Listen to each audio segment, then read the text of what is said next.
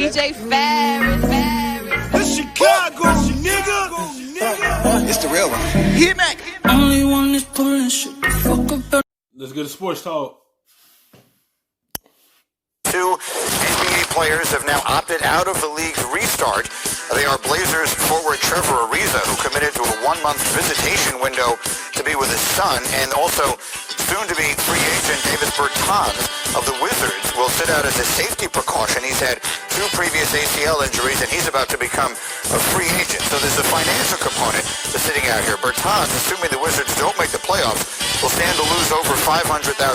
Again, that's maybe nothing compared to what he stands to make as a free agent. For Ariza, he will lose a minimum of $1 million and almost double that amount if the Blazers wind up making the playoffs. And so let us bring Adrian Wojnarowski into the conversation. Woj, what's been the reaction around the league to these 2 players making this decision? Greedy, I think a full understanding, both for very different reasons. And, one financial, one family. And it makes sense. I think for, Trevor Ariza, he's going to give up at least $1 million of his salary, maybe more if the Blazers were to make the playoffs, to make sure that he can be with his son for this month. And Bertans, this. Yeah, he's going to take a big risk because his son is more important. Yes, he's leaving a big amount of money on the table, but he has something going on with his son. And he want to take time off to be with him. Yes, he know he leaving on the table. He gonna get another opportunity with another team to make that back up. But right now, it's family important. He just had a career season for the Wizards. He's had those 2 ACL injuries, and the Wizards want to re-sign him.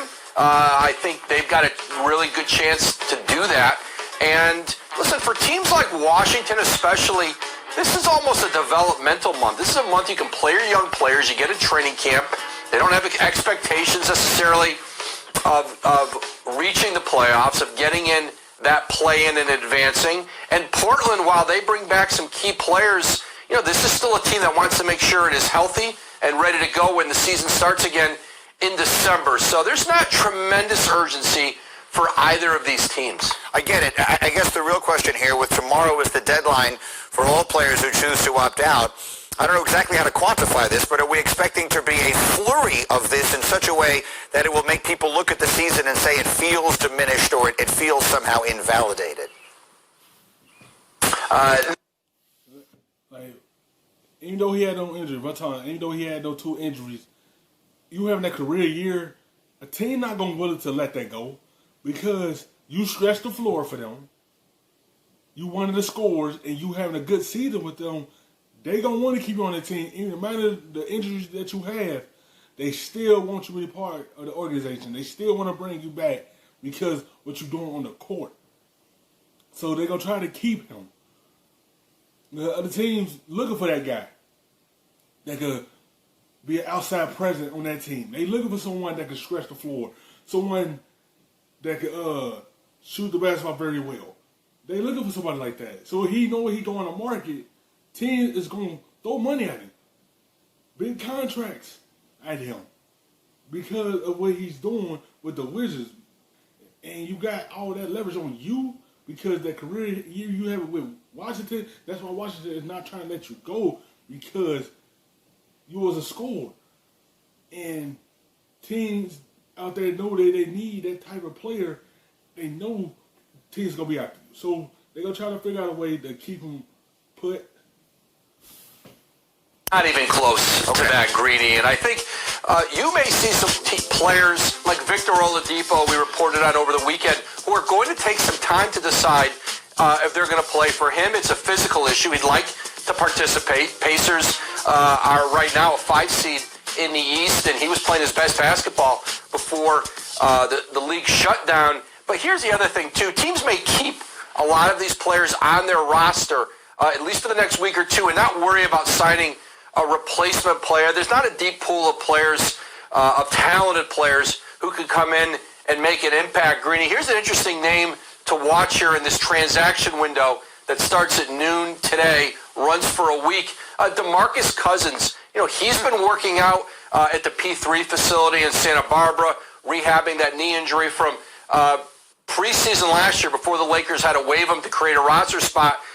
Cousins is going to be, he and his agent Jeff Schwartz, I'm told, they're going to be very careful. Yeah, players are going to be out of shape, rusty. Some looking at this is a short little season for them because when they play a few games, then they're going to head into the playoffs. So it's so much that's going on at one time. And some players, we just trying to take off and just wait for next season so they can have a full season to play again. Some players going to want to do it now. Some players want to get back on the floor and play and finish this season out strong. And Cousins, hopefully he get another opportunity. Teams going to be skeptical on him because the injuries. He just came out of the ACL. Then he got his knee. So some teams going to be very cautious of how they going to observe him, how they going to try to bring him in, ease him on in. But he's going to get another opportunity. Because teams still believe he can make an impact for their team as well. But, it's just going to be kind of hard for him because the injuries kind of hurt certain things for a player when they like that. Some people going to look at you as an injury-prone player now. Once you get back-to-back injuries, that's how they going to observe you. About where they might commit. There's teams interested, but they're going to have to find the right situation for him to come back now because they can give him another 6 months of rehab and preparation for next season. Wouldn't rule him out with a team this year, but it's got to be the right team, the right situation, or he just waits until a training camp next year with a new team. That's an interesting one. That could wind up being sneaky big news. Let's see where it winds up going.